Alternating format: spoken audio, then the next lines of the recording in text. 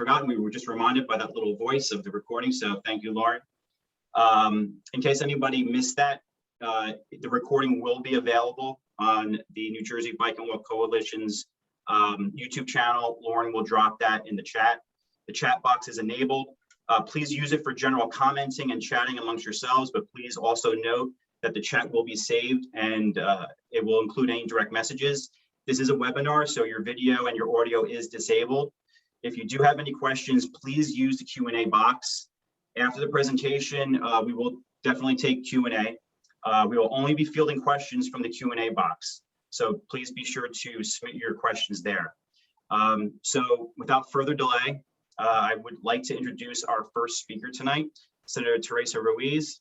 Senator, please take it away.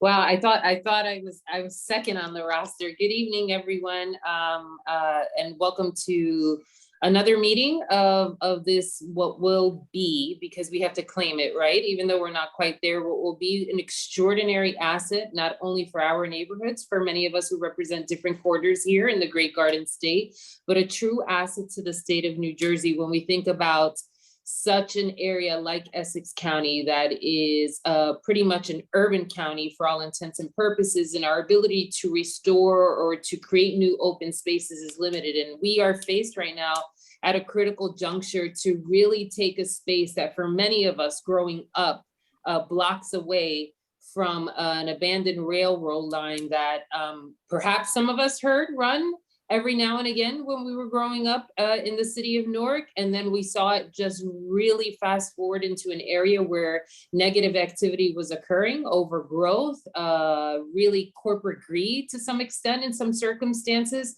at the expense of environmental justice facing my constituents and our families in our neighborhood. Since I first took office, this has been an ideal dream. I thought it was going to be something that was going to be very easy. You know, I remember having one of my first conversations with the rail line then and asking them to just turn it over and thinking that it would happen and we would, you know, I see Commissioner Gill and he knows how we do projects in Essex County. We get together, we get it done. And it didn't go quite as smoothly as I expected to. And fast forward nearly a decade later, alongside some very, very strong advocates, the dream that I thought about in a small silo has become a real magnet for what I know will be a true asset for the Garden State. So I am a partner, I am an advocate, I am a fighter, and I can't wait to see this happen.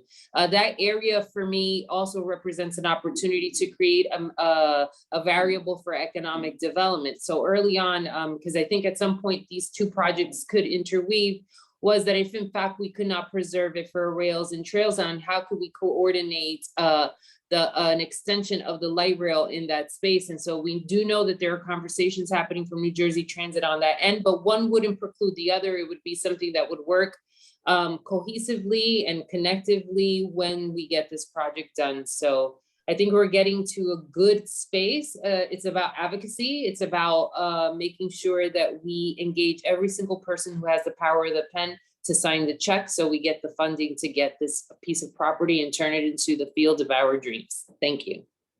Thank you, Senator, and thank you for all your leadership and advocacy over the years. I know that you've been one of the biggest advocates for the past decade in helping to convert this rail line to its highest and best use. So all your efforts are really appreciated. We wouldn't be here tonight without that advocacy. So thank you. Councilman Ramos. All right, good evening, Chris. I first of all want to thank you for taking a lead and hosting, series of community conversations around the Greenway. And, I consider myself a proud supporter of this project.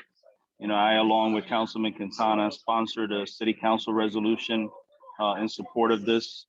I agree that this is a once in a lifetime opportunity, not only for the North Ward, but for the corridor that connects, Montclair, Jersey City, and has big chunk of the city of Newark involved in this historic Greenway. I'm old enough to remember when the Conrail line was active. I actually worked at Food Town and Pueblo Supermarket, which is adjacent to the line when I was a teenager. And since I've been on the city council for the last 14 plus years, we've dealt with a growing number of quality of life issues stemming from the inactive line, from illegal dumping to inappropriate temporary uses, prostitution. I mean, you name it. We've been struggling on the municipal side to ensure that the current owner of this property, which is Norfolk Southern, complies with local zoning requirements, which they have not. You know, Norfolk Southern has not been a good neighbor to the city of Newark, to the residents of the North Ward since they've taken over this property. And that's one of the reasons why we're definitely so excited about the proposed use of this site. You know, as Senator Ruiz mentioned, you know, this site not only has a neighborhood benefits attached to it, but there's also economic development potential that goes along with this potential use. And on the municipal side, we're definitely all on board in supporting this and doing whatever we can to make sure that we advocate. I want to thank all those individuals that are joining tonight's webinar, because your support is going to be very, very important in making sure that we take this to the finish line.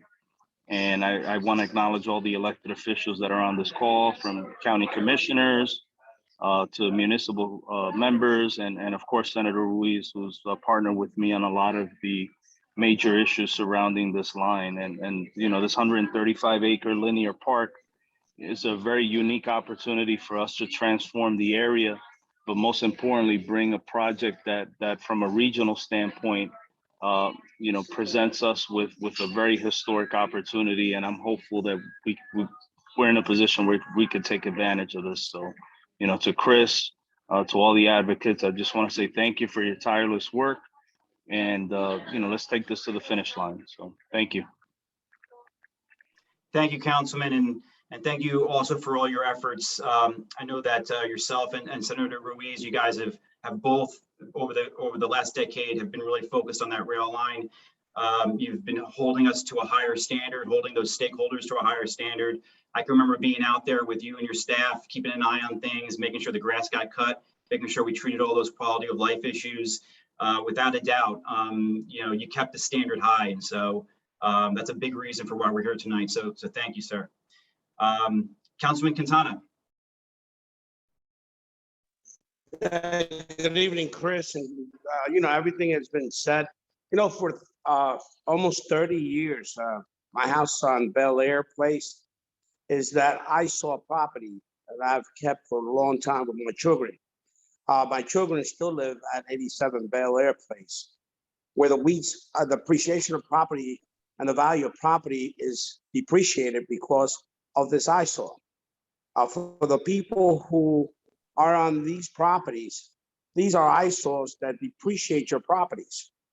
And, you know, when I bought a house at 87 Bel Air Place, I bought an investment for my children because I believed that was their legacy, something I'm leaving for them.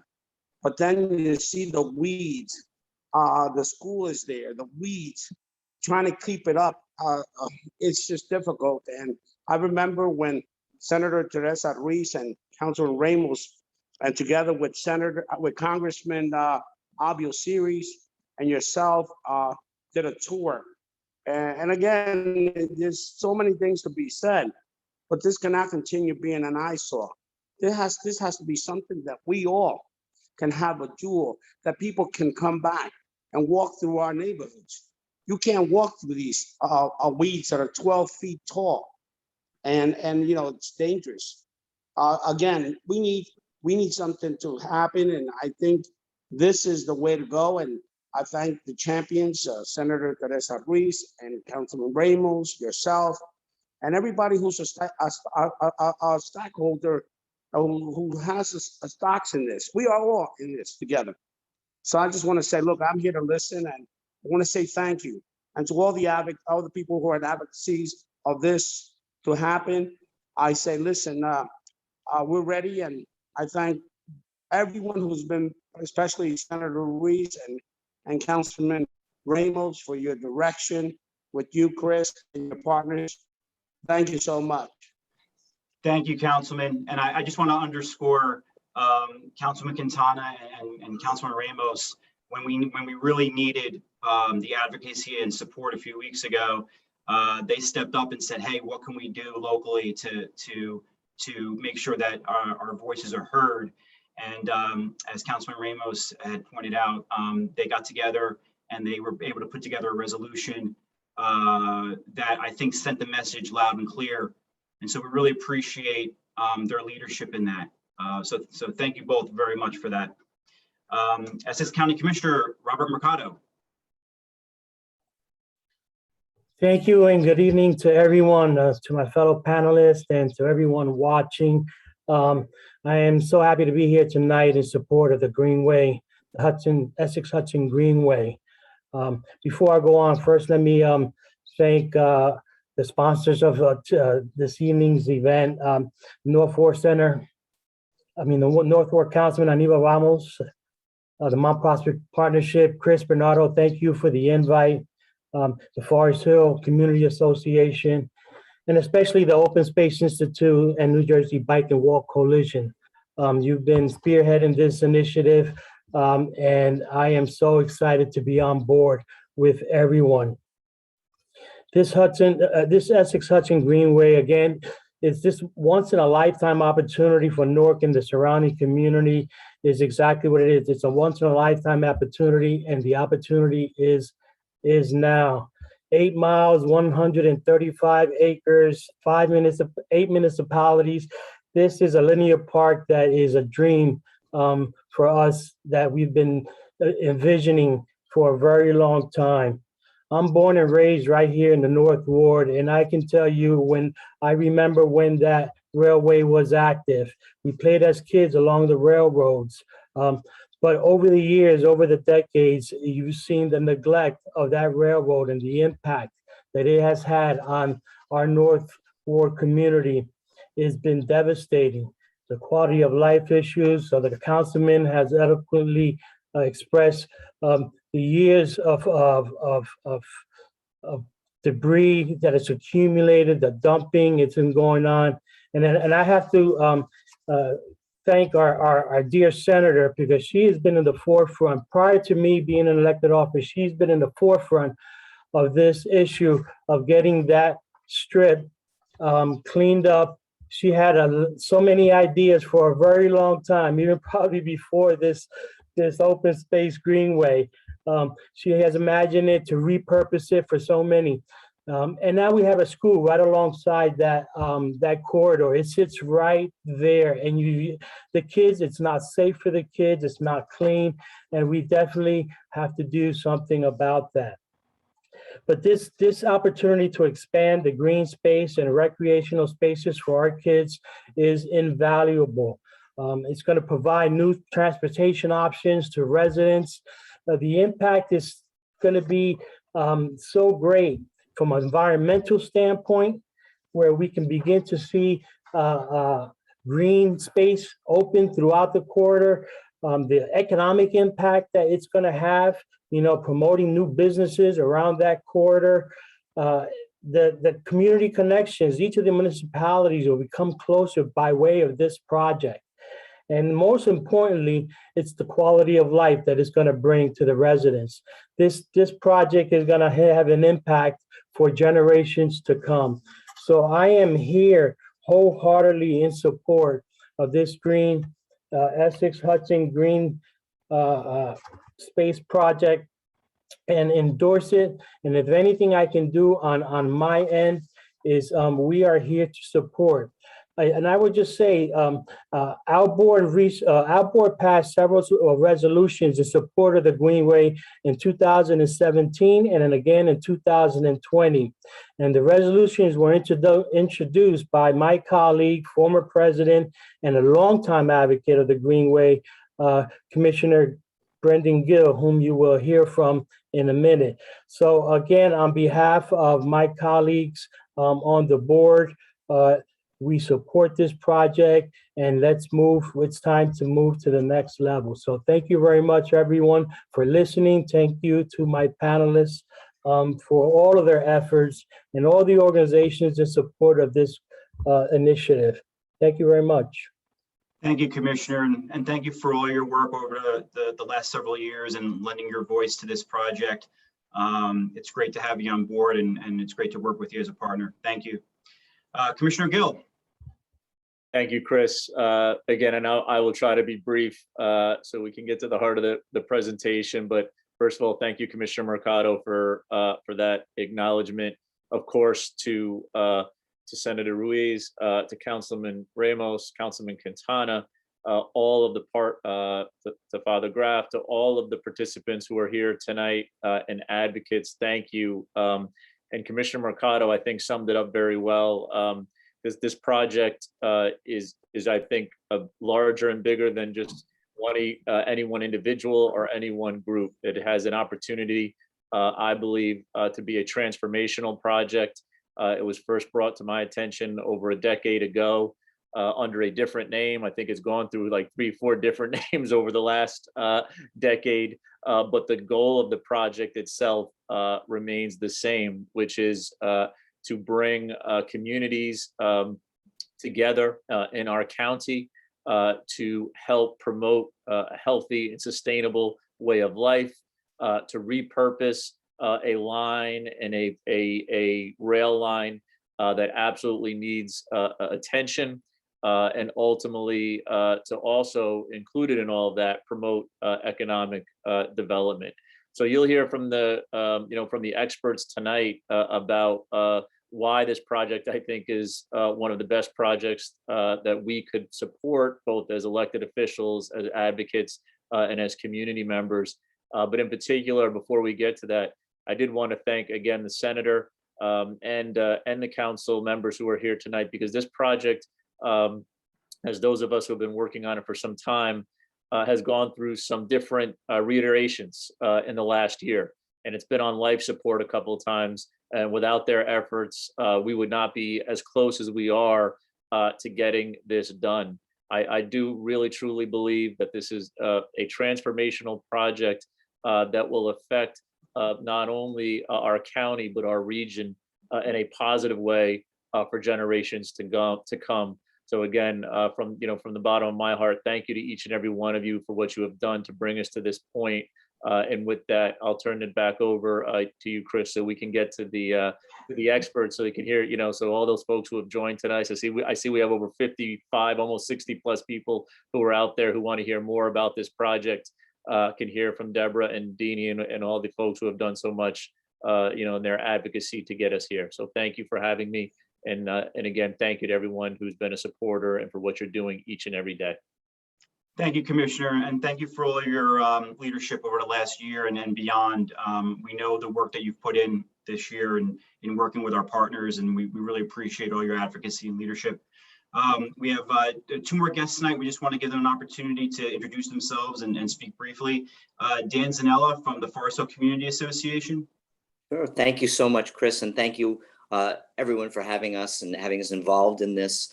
To all of our elected officials who have been so supportive of our community association, but more importantly, the entire community. This project is just so exciting for all of us to see this happening. I think one of the things that we're most interested in is returning this space to be an active, beautiful community amenity that is accessible to everyone in the community, that connects us to our neighboring communities, builds that. I think, certainly the aspects of improving quality of life for people, wellness opportunities that come along with this, that are so important to everyone, again, in our neighborhood, but beyond. And also just, again, more open recreational space that can be used. Not to mention the fact that the project can provide some alternative commuting options for residents. And I think that's really an important part, and that goes to what has been said about the opportunity for economic impacts with this as well. So it hits so many of those elements that we all value in the community, and I think that many of us feel like this would be a home run to have such a wonderful facility and space for us to utilize as residents. So I want to thank everyone for their advocacy. We want to be an active partner. We want to be able to advocate for this, and hope you will call on us to do so to help move this forward. Thanks, Thank Dan. Thanks, Dan. It's great to have you guys engaged, and thank you for helping us promote it. Father Graff. Thank you, Chris. Yeah. Just want to share briefly what makes this a project attractive to the faith community, especially from a Catholic perspective, because it reflects some basic truths that we have about the environment and about our relationship with one another. One of the things that Pope Francis talks about is he says, we're called to be stewards of creation. A steward means you don't own it. You sort of watch over it for a while. You know that if we see creation as God's gift to us, that we take best care of it as we can for our time. And we say, how is this going to affect the future generations? So it's not that we own this, it's not that it's just about us, but it's about how best does it serve us, but how best does it serve the generations to come. So I think this project shows the stewardship of creation that Pope Francis talks about. Second of all, we talk in Catholic teaching about the common good, that which is best is that which is best for the most people. And I see this project being so beneficial for so many people, you know, spread over all the municipalities, the surrounding area, and it's just going to be such a blessing to so many people. And finally, we talk about that whenever we look at a decision that we make, we need to see how it affects, first of all, the poor. First of all, it affects the marginalized in our society. We always want to see our decisions through the prism of the eyes of the poor. And that's another very attractive part of this project is it will be such a blessing to so many of the marginalized, so many of the poor within our area. You know, the respite that we all know that creation can give to us. And so those are three of the reasons that we from the faith community, and especially from the Catholic perspective, see this as a very attractive project and worthy of our support. Thank you, Father.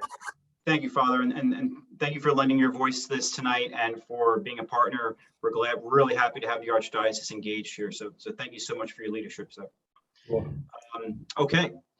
So without further delay, we have Deb Kagan, who is going to be stepping in, and she's the star of the show tonight. Let's be honest. This is what we're here for. We're here to get this important information, find out a little bit more about the project, and then also find out how we can help support the project moving forward. So Deb, without further delay, please take it away.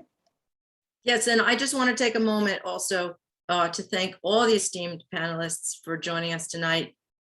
You have made an amazing difference in bringing this project to the place where we are, which is very close to becoming a reality. And I like Senator Ruiz's early comment about, let's say it's there and go forward to get it over the finish line. So Senator Ruiz, thank you for many, many years of your support.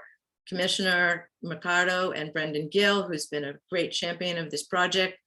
And of course, Newark for passing again another resolution in support, and Chris and Dan for all of your local support, and Father Graff and the support of Lucy's Church.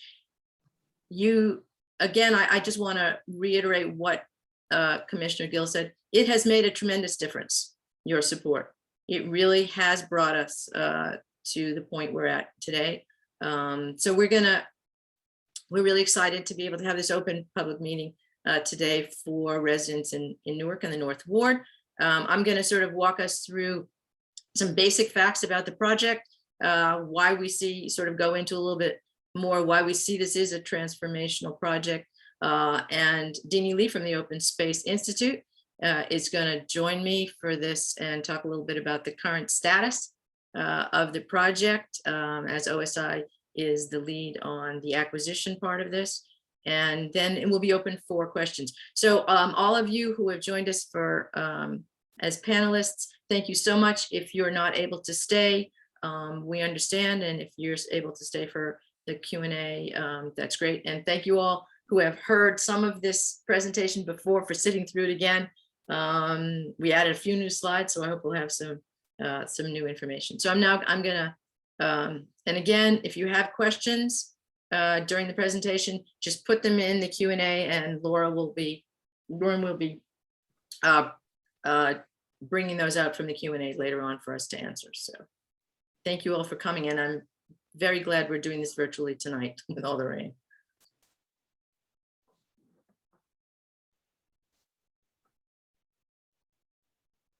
So the Essex-Hudson Greenway is a linear park for northern New Jersey. And right now, the three organizations that make up the project team is the Open Space Institute, who I just mentioned. They're a national conservation leader, having helped to protect 2.3 million acres across the eastern US. And the Open Space Institute, as I mentioned, is leading the acquisition and the negotiations with Norfolk Southern, the owner of the rail line. The New Jersey Bike and Walk Coalition, my organization, is the only statewide advocacy organization for bicyclists and pedestrians. And we have been working on this project as a major campaign since 2014. And the September 11th National Memorial Trail is a 1,300-mile system of trails that links the various memorial sites from 9/11, and they were very instrumental in helping us to connect with the railroad. So the New Jersey Bike and Walk Coalition is leading the outreach, and certainly we would love to hear from all of you at the end of this, if you'd like to have us do other presentations or different ways that you can help.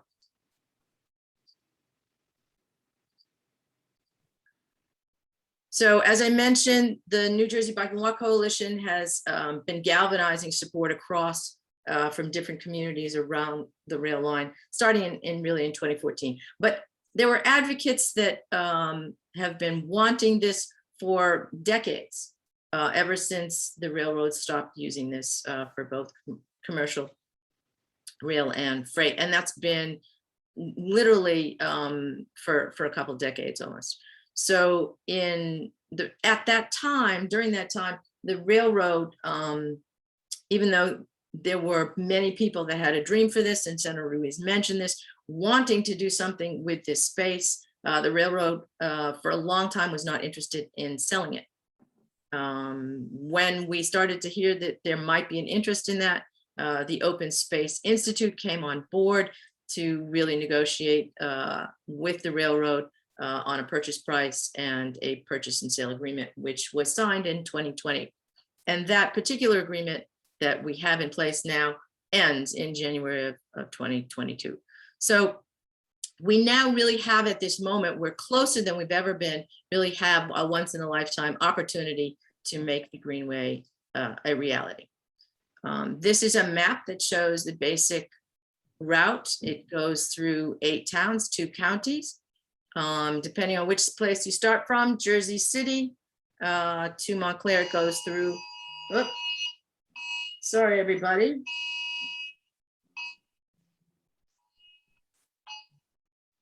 That was my phone telling us we have a flash flood warning around here. Good thing we're not in live today. Oops, sorry. So here it's almost 9 miles. It goes between the 8 different municipalities and the 2 counties. And here's just some little glimpses of the variety of habitat, city, more suburban. It goes across Branch Brook Park. Here, of course, is the Tiffany building in Newark, across the Kearney Marsh, the Meadowlands, and either starts or terminates, depends on which way you go, in Jersey City, just north of Journal Square. This is a close-up of where it goes through the North Ward in Newark. As you can see here, starting right where Branch Brook Park is, it goes right across the top and then crosses over the Passaic River into Kearney. Some brief facts about this Greenway. It would provide 135 acres of new green space to over 500,000 residents in about a 1.5 mile radius. And as a couple of people have mentioned before, this is really rare to have this kind of open space in such dense urban areas. The transportation alternatives it would bring for about 300,000 commuters for biking and walking. It has potential for having green infrastructure to help capture runoff and mitigate flooding. As part of the purchase and sale agreement, We have the subterranean rights, which is the area right under the rail line, so that we can provide broadband infrastructure for something like 5G all the way along the corridor. That potential is there from this purchase and sale agreement. It's about 100 feet wide in an average along the route. And there are areas actually in Newark, which near the river particularly, which are almost 400 feet wide. So there's tremendous potential for all kinds of amenities and including the biking and walking and places for community gathering, for art, for cultural identity to be expressed in all kinds of different projects along the route. It also is this incredible spine across the region, which links to the East Coast Greenway and 9/11 National Memorial Trail, both of which want to use it as major sections for those long distance trails. It also connects across the Morris Canal Trail to several projects in Jersey City, to the Lenape Trail, and to a number of other regional trails.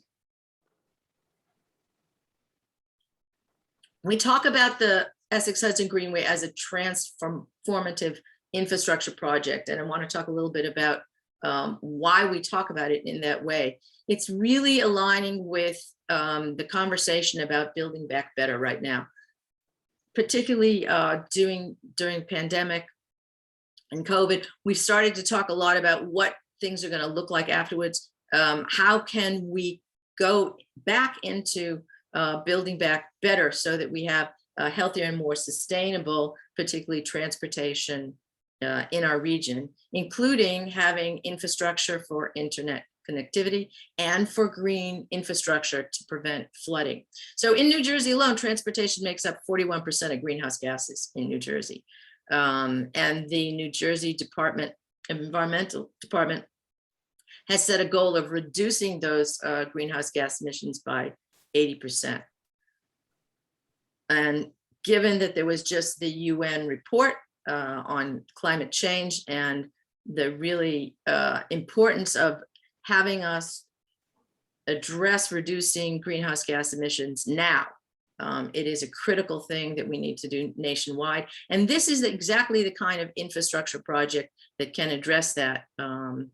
It also gives us an opportunity not just to reduce it because of vehicle electrification, which there's been a lot of talk about, but the need to reduce the number of car miles that are traveled.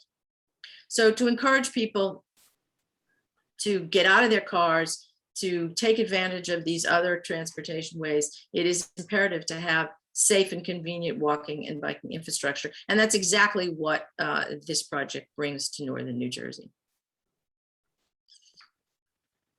There's also a tremendous benefit for health.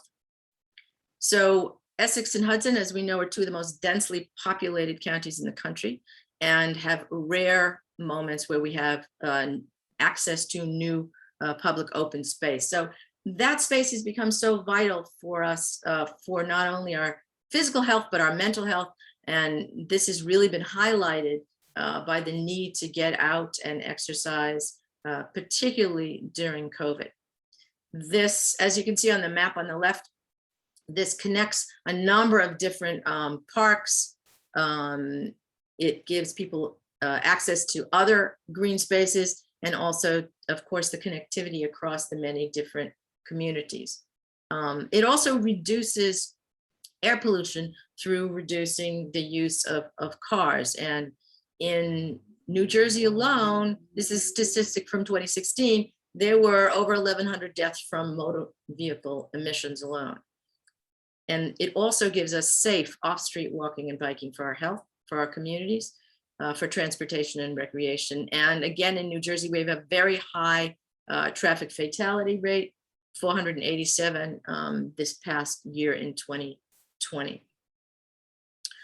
A number of our elected officials have talked about the economic benefits. So first of all, it creates jobs by creating this greenway, from planning, from construction, from design, and from maintenance. It also increases what the regional commuting options are. So people not only can use the greenway to commute within their communities, but between communities. And also it connects two of our major cities in the state, Newark, Jersey City. And just to have that alone would be an amazing asset for the region. We know that across the country, when greenways are built, they attract tourism. People are attracted not only to ride the whole corridor by biking and walking, but also it becomes a destination.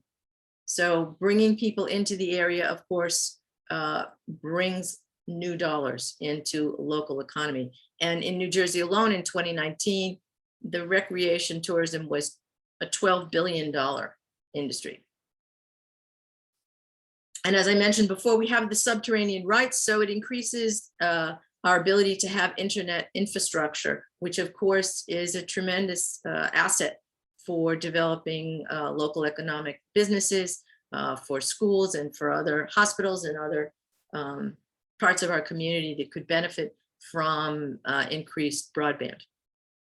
Sorry. And in general, it's going to bring in lots of new people, lots of sidewalk access in towns from the Greenway to businesses. So people coming have street access to local communities for shopping, for jobs, for going to health facilities, for seeing movies and other entertainment. And it's also been mentioned, of course, that right now the condition of the railway is overgrown. It's got garbage. People are misusing the space. So having a lit public, cleaned up public space is certainly going to increase local property values. It allows us to have this incredible asset for walking and biking and commuting options, again, between the cities as well as within the city. And this is really an advancement for social equity and for equitable mobility. So lots of people don't own cars in Newark, and having an option that's not car-based makes life easier for households that can't afford a car. It gives an alternative way to commute. It's also a safe off-road alternative for children as part of safe routes to school, for seniors, and for people who are mobility challenged and maybe in wheelchairs or other devices that are difficult and dangerous on streets. And it also gives us an opportunity for conservation and sustainability in the area. So this is a continuous corridor for active transportation. It's also is a continuous corridor for wildlife, for gives us the ability to an option for restoration and enhancement of the natural habitat, of which there are a really wide variety across the different communities, whether it's in the meadowlands with or the Kearney Marshes, whether it's in the suburbs, where it's through Branch Brook. There's a lot of wildlife, there's a lot of natural habitat that could be restored and be a beautiful asset for the communities. And it especially, we have enough space to really not only have commuting options, but to have rain gardens and swales, which of course are natural ways to prevent and mitigate flooding. And because we own, as part of the purchase and sale agreement, the subterranean rights, it allows us also to do a storage for combined stormwater overflow for flooding mitigation. And that is of particular interest, of course, for a number of communities, and Newark being one of them. And there's nothing like hurricane season and flooding outside and flooding warning while I'm talking to really emphasize the importance of having to address what's going to be increasing stormwater overflow issues that plague our communities. And without being able to address some of this, it even means some of the municipalities are going to face fines. So Newark, we know, is one of the areas that is struggling with combined stormwater overflow. And we have had conversations with the city of Newark, with utilities, to propose areas actually in Newark along the corridor that could be used for combined stormwater overflow. And this map on the right is actually part of Newark where some space has been identified that could in fact hold combined stormwater overflow storage. So there was a lot of talk in the beginning sort of the current state. This is just a couple of photographs of the current state of the railway. This of course is the Tiffany building. This is, you know, broken boards over one of the passageways here. And clearly there's no green space here. This is all asphalt storage for vehicles. Garbage has been thrown on the corridor here. So we have this sense of this incredible space that's not being used, that's being neglected, and the potential is really there. These are renderings. I'm going to show you a couple of them that just to give everybody an idea of what might be possible in this space. There have been no design decisions made on what this space will look like. We are currently really focused on the acquisition phase of this, which is to make sure that we acquire this before the end of the purchase and sale agreement. So this is a rendering that shows how we can have both biking and walking pathway, space for community to gather and have programming, as well as this natural habitat covering and a rain garden space on the left.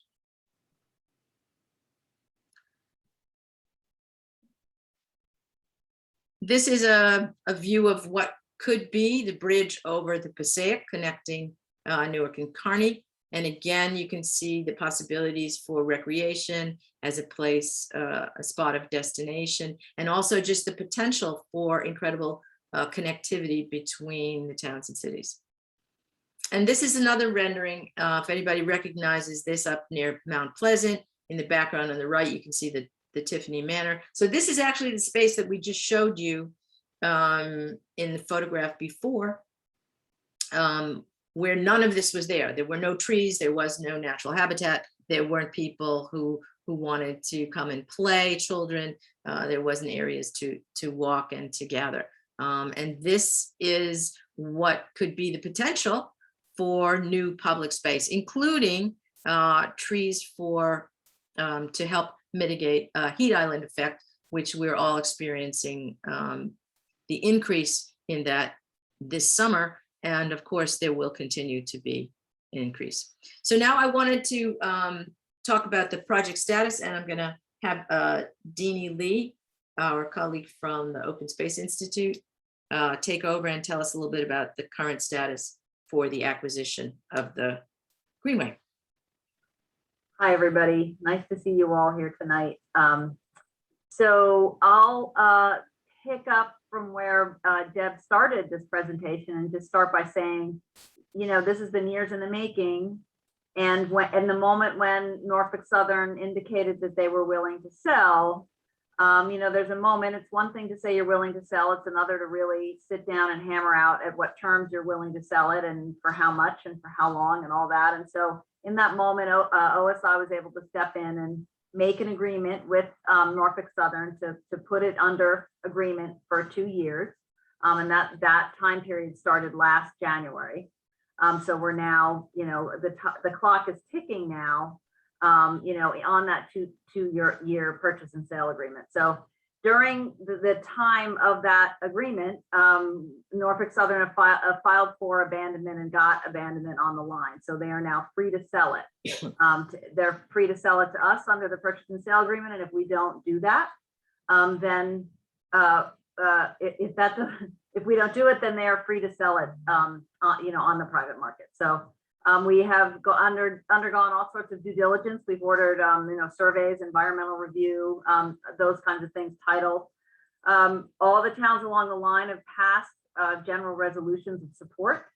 And, you know, thanks really to the support that we saw over the summer, Governor Murphy's office has expressed support for the project publicly. We're encouraged by that. We're not quite there yet. We're working together with them, and we're having conversations with them about potential funding and financing options for the acquisition of the property. So we are still working, but we are hopeful and encouraged that we will together find a way to get the project closed and into the public hands in 2022. So that is the current status as far as the agreement goes, and the work that we're doing to try to really nail this down to get it protected. Yeah. Thanks, Jeannie. So we are still looking to get support and have your voice heard for the Greenway. There are more than 110 supporting organizations that have signed on, and over 7,000 letters have been sent to the governor's office in support. And this has had a tremendous effect on really helping to move the project forward. So those of you who have already signed the letter of support, and those of you who are in organizations that have signed up, thank you. Your work is really making a tremendous difference. We want to be able to just tell you a couple of ways that you can continue to support. And before I leave this slide, this is another rendering of what it could look like over the Meadowlands, which is difficult to get to, but it's really a beautiful area that has incredible potential for recreation as well as connecting our communities. So you can see here the potential for recreation over the Meadowlands. We are asking for support. Here's the different ways right now that you can show support. You can call Governor Murphy and tell him that you support the project. You can email Deborah Cuernavaca, who's the Deputy Chief of Staff for Outreach, and here is the email for Deborah, is outreach@nj.gov. We are asking people to, on social media, tag the governor, tag Essex-Hudson Greenway when you do a social media support post. And also we have a digital letter of support that you can sign, which is on the Essex-Hudson Greenway website under support. So all of those are available. There's lots more information on the Greenway as well. Yeah, so and I'll just jump in and say it, you know, it is still really important that they hear from you because while we've made tremendous progress, you know, we're not done yet. That, you know, they haven't, you know, the words are all encouraging, they're working together us, but there isn't any formal commitment. And so I just want to make sure that people know that we really still need your voices and your support to get this over the finish line. And I also want to say, you know, thank you to all the elected officials that have helped us to do that, to get us to this place.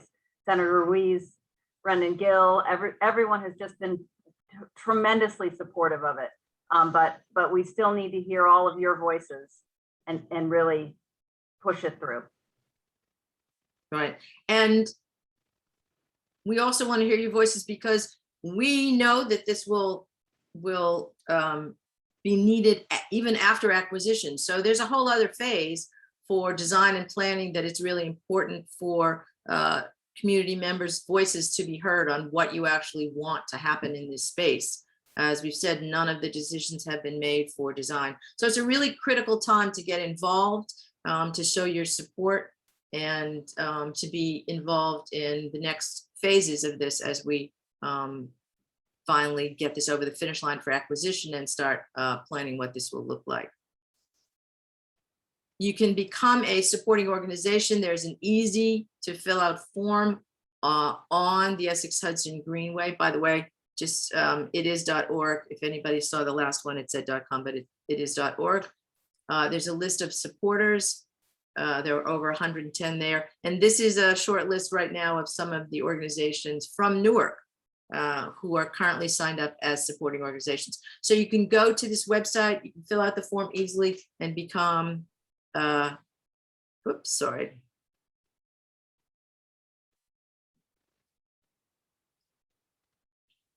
And become a supporting organization.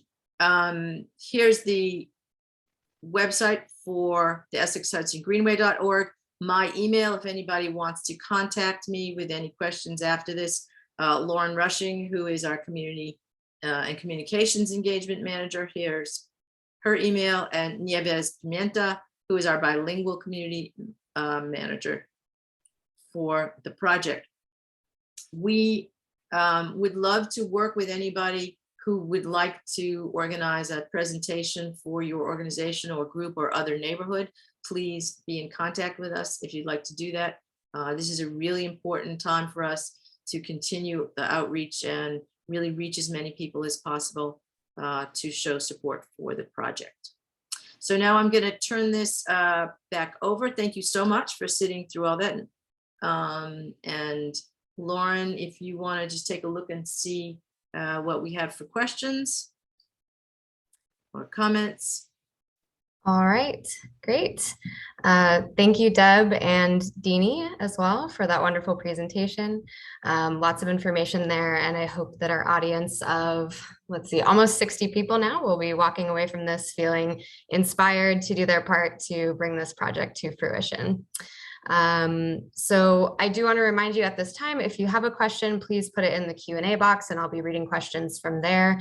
If you want to submit a question in Spanish, you're more than welcome to do that. And my colleague Nieves will read those questions out. We will read them in English, but if you want a response in Spanish, please just indicate that when you submit the question, and we will respond in Spanish as well. All right, so I've been looking through some of the questions during the presentation, and I think Deb and Deanie, as project partners, a lot of these will be directed towards you. But I do also want to remind all of our elected officials on the call today that if you would like to jump in at any moment to answer a question, please feel welcome to do so. All right, and with that, we will go ahead and dive right in. So I did catch a question from the chat at the very beginning. So we'll start with this one. And this person asks, is there a plan put in place to do a similar project along the Passaic River from downtown to connect with this one? So maybe someone would like to jump in for this to talk about the potential of the Essex-Hudson Greenway to be a catalyst for development of other safe routes to and from important destinations in Newark and other towns along the route. Would anyone have any input on that question?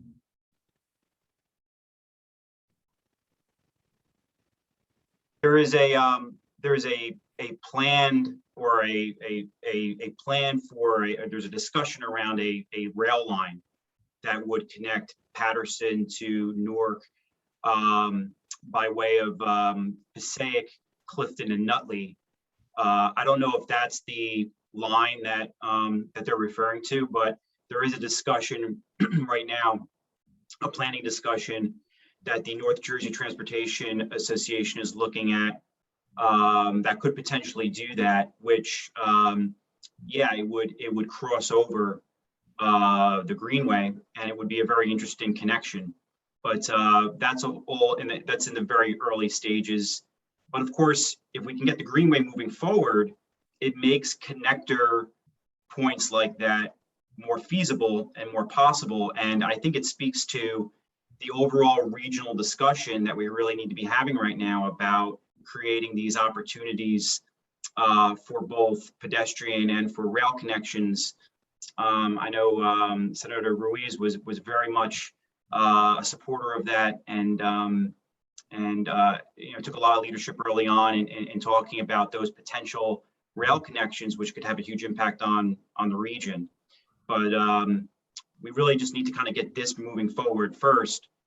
I think Deb and Deanie, I think you guys would agree that you know, the first priority really has to be getting this property transferred over into the hands of the people that want to bring it to its highest and best use.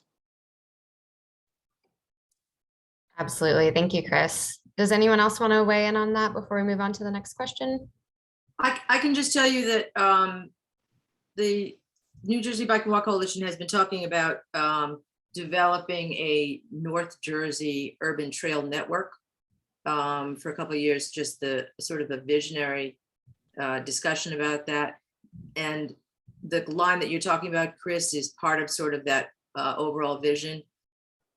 Getting the Essex-Hudson Greenway is seen as really the basic spine for what could be an extended network, particularly in this area of North Jersey. There is a example of this kind of network in mid-Jersey called the Circuit around Philly. And the model that they've developed of multiple trails, and a lot of them are conversions of rail to trail, creating a network. It's sort of a vision that we have had and has been under discussion. And as part, in fact, there is going to be in September a statewide summit that the New Jersey DOT and DEP are sponsoring on trails and trail development. And that's one of the conversations we're having about developing networks, particularly in North Jersey. Great, thank you, Deb.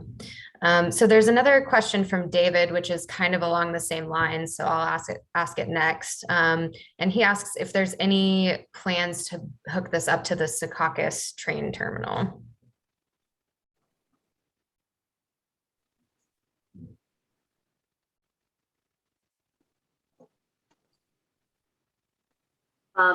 So again, it's one of these things where, you know, it's hard to make a plan when you don't actually own the line.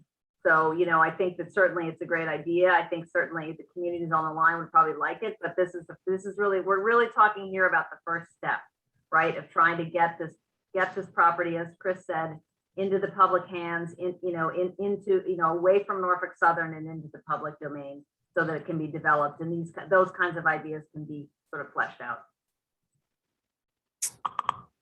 Right, okay, thank you. All right, the next question is, and we've sort of already answered this. I mean, we have answered this in the presentation, but I'll go ahead and ask it again in case there's anything that we want to add. So one person asks what obstacles remain for the project, and then a few others are asking, you know, what can we do as residents to help the project move along and to complete it? So I know, Deb, you addressed that in the presentation with the slide on how to support the project. Is there anything that you'd want to add to that to answer that question? No, again, we have seen that when advocates speak up in support with our elected officials and all the advocacy work that's been done at the municipal and county and state level, it has really made a difference for everybody, all the decision makers, to hear that this is an important project, that people see the benefits and see it as really a transformational project, both for the economy and for our health region wide. So I would encourage everybody, if you haven't filled out the digital letter, if you haven't contacted the governor's office or your elected officials, please do so and let them know of the support. And Deanie, I don't know if you want to add in terms of what the obstacle is, but really, you know, we're all marching along here. We're as close as we've ever been, and having more of your voice. You cannot have enough advocates, really, was what we've discovered through this, to contact our elected officials and let them know how important this project is to you. Right, and if you represent an organization, to sign on as a supporting organization, as Deb also mentioned in the presentation. I did see a comment from, I think it was Oscar, who said that his soccer league would want to sign on. So thank you, Oscar. We're excited to hear that. Okay, and actually Oscar asks a question as well, a very well-written question. With the pandemic as part of the new normal, efforts to help our youth with the health issues created by the lack of exercise for many, will this project have the opportunity to create space for sports like mini soccer, volleyball, basketball, racquetball sports that can be played in small settings? So I'll answer that one sort of the same way as I answered the Secaucus one, which is really, I think the first step is we've got to get site control. You know, you've got to work to get this into the hands of the state of New Jersey or whoever, and then I think the real work can begin to talk about what the community wants and how you want to build this so that it's a real amenity and gets used by everyone. But this is the first critical step, is getting it, you know, out of the hands of Norfolk Southern and into the hands of the state of New Jersey. And that's really why we're here today. Yep, and we would encourage you, if that's something that's of interest to you, we'd encourage you to stay in touch. You can go on our website and fill out a form to be kept informed about the project. So if we are successful, and I am positively projecting that we will be, the next phase will involve a lot of community engagement for design, where we'll be open to hearing your ideas about what you want to use the space for.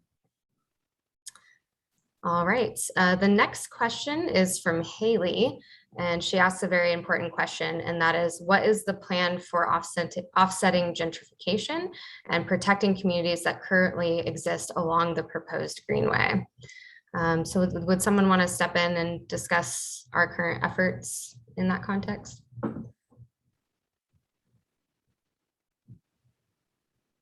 I think the gentrification question is a difficult one, but I think it's important to point out that in Newark, you know, this administration has really demonstrated its commitment to plan for and hopefully build low and moderate income housing and affordable housing.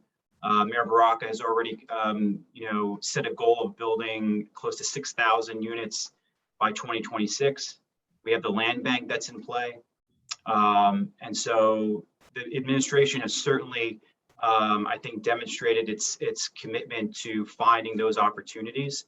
I would also point out that in the North Ward, there's been a tremendous amount of movement on problem properties, and you know, converting those properties to create more density and more units.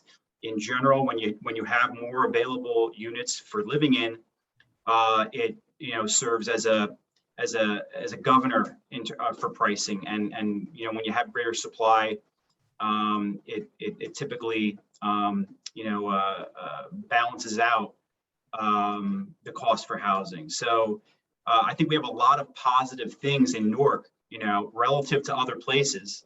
We have a lot of positive things related to gentrification. That doesn't mean that, you know, it isn't something that's very important and we need to focus on.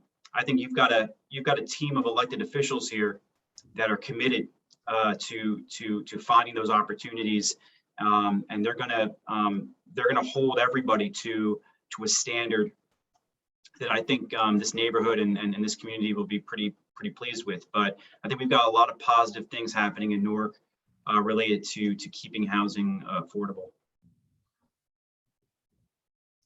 Great, thank you, Chris.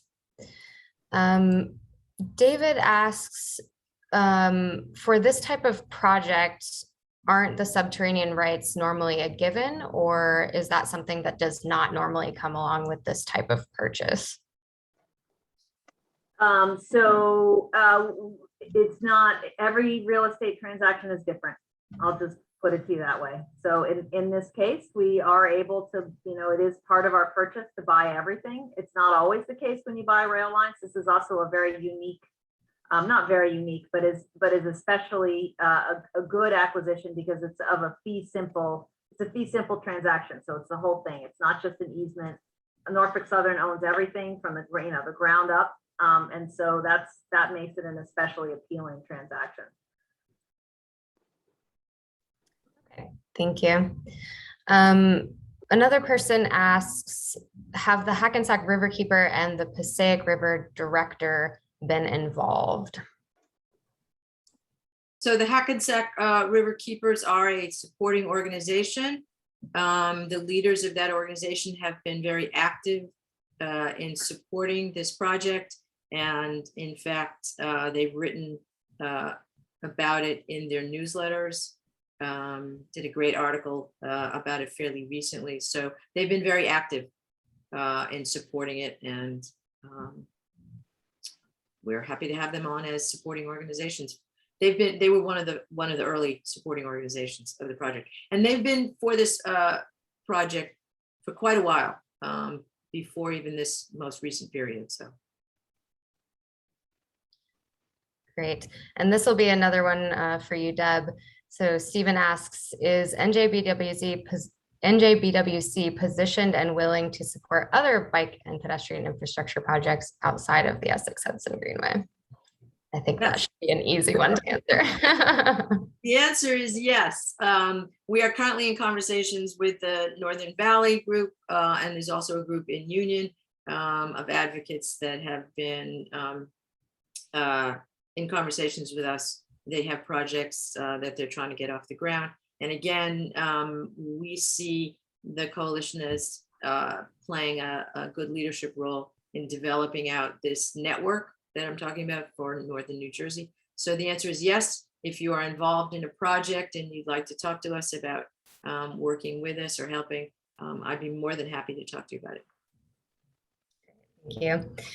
And then Patrick asks, I've heard that there's a bike ride being planned from Newark to Trenton to show support for the Essex-Hudson Greenway. Is that true? Would you like to answer this one, Lauren? I can go ahead and answer it, sure. Yes, there is a bike ride being planned from Newark to Trenton to show support for the Essex-Hudson Greenway. Many people in the bicycle advocacy and bike club networks in North Jersey have been very interested in this project and been asking for a long while how to get involved and how to support us.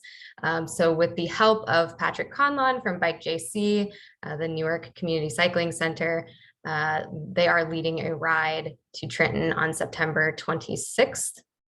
And so save the date for that ride. If you're interested, the entire ride will be, I think, about 56 miles. Someone correct me if I'm wrong. And we are talking about doing 2 different legs of the ride. So we would take a break in Princeton, and those that don't want to ride so long could join us for the second leg to Trenton. And then in Trenton, we will gather at the State House to celebrate the support that we have received from the governor so far and to encourage him to push this over the finish line. So stay tuned for more details. We will be sending out an email blast about that in the coming weeks. So go to the New Jersey Bike and Walk Coalition website and be sure to sign up for our newsletter so you can receive that those details. So thank you, Patrick, for that question.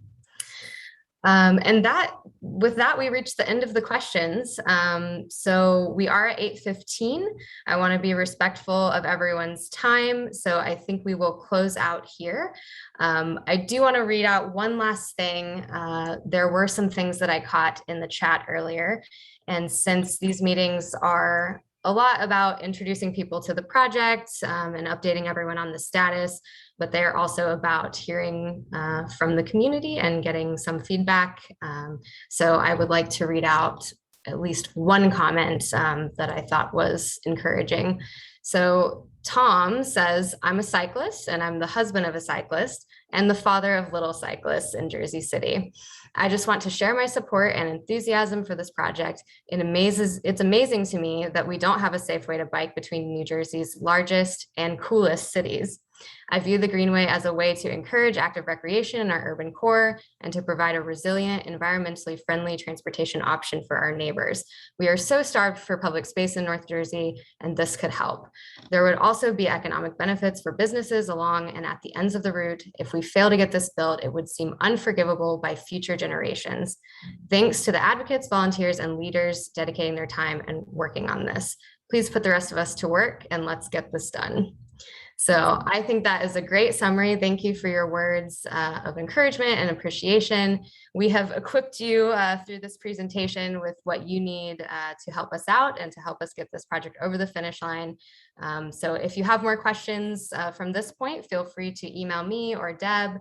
If you're interested in working with us further on outreach in Newark, please be sure to get in touch with us and we would love to work with you.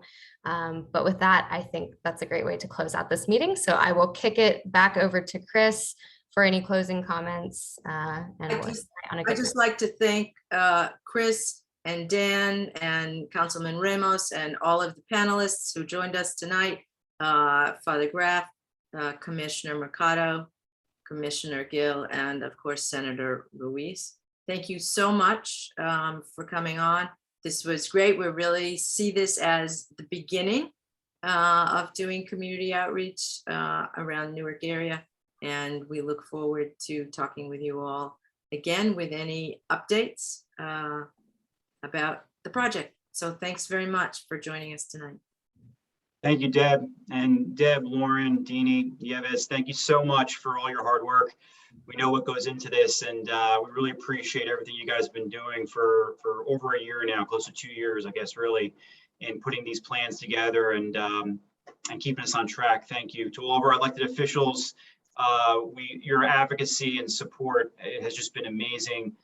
Senator Ruiz, I said it earlier, we wouldn't be at this point if it wasn't for your advocacy early on and really helping to move Norfolk into a position where they were willing to work with this group. And so we are really indebted to you and all your efforts for moving this forward. Councilman Ramos, locally, thank you. All your hard work is paying off, man. We know how hard you've worked over the years to move this property and convert it into something really special. And we're going to make it happen. Commissioner Gill, I see you're still here. Thank you, sir. Thank you for all your hard work. We understand everything you've been doing over the last year or so. I really appreciate your leadership. Commissioner Mercado, thank you again. Thank you for all of your positive comments and your support. It's great working with everybody. And let's just get it done. You know where to reach everybody. For those of you here tonight on this that have not signaled by way of a letter, an email, a phone call, please make sure that you get in touch with the governor's office and with the state and let them know how important this project is to you. As Lauren said earlier, you can get a copy of this video on their YouTube channel. Lauren placed that link in the chat. And that's it. Now everybody, I think, needs to have a safe night. The rain's getting pretty heavy out there. Hopefully nobody's dealing with any flooding or safety issues. Once again, thank you so much for taking the time to come out with us tonight and to listen to this great presentation. Good luck to everybody, and thank you and good night. Thank you, everybody. Thanks, everybody. Thank you, Chris. Thank you, everyone. Got it. Have a good night.